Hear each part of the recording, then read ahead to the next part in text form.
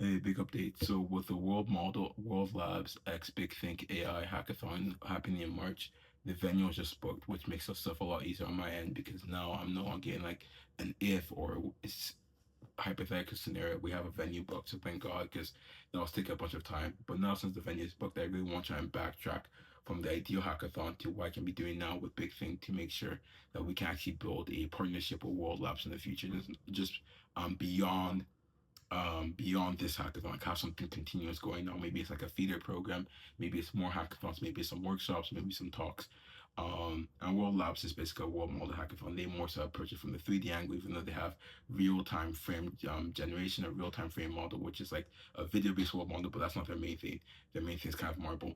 Anyways, hackathon happening in March, and I really want to see how I can take Big Things cohort, Big Think AI, the largest ASD organization, the UMD, how I can take their members and make sure they produce the best projects with the World Labs tool, because World Labs is a startup based in San Francisco. So like there's a bunch of they have two hackathons currently going on or about to happen where all people are going to probably build some really cool stuff, probably plug in with Unity or NVIDIA Isaac Sim or something like that.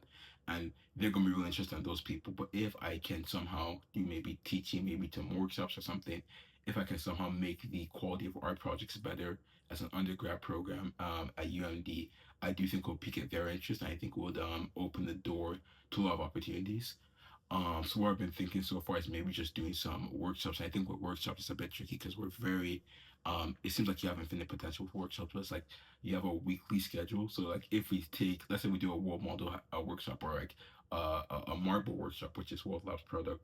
If we do that, then we're taking space away from like a foundational workshop where a beginner AI learner or whatever could have used to become more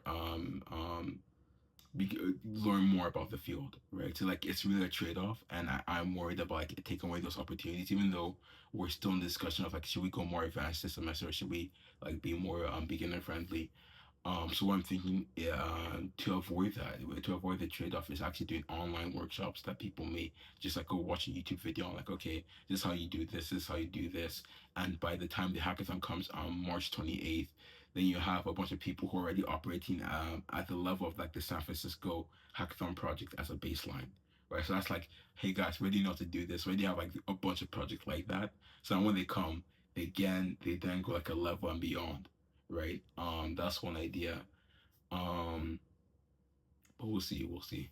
I do think we're making some progress in terms of like this is a side tangent, but in terms of community, a couple months ago we had a conversation internally at Big Think where we had the like we're the largest AS organization. Again, we have over 1,000 members, but we don't necessarily have the most tight of a community. So like, okay, how can we nurture this community? So we have more conversations going on within the organization, and we're doing better now.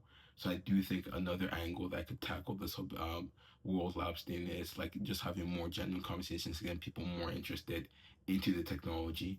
I could also look at it from an angle of like, okay, maybe we can do like an external partnership or relationship with like other organizations like the XR Club.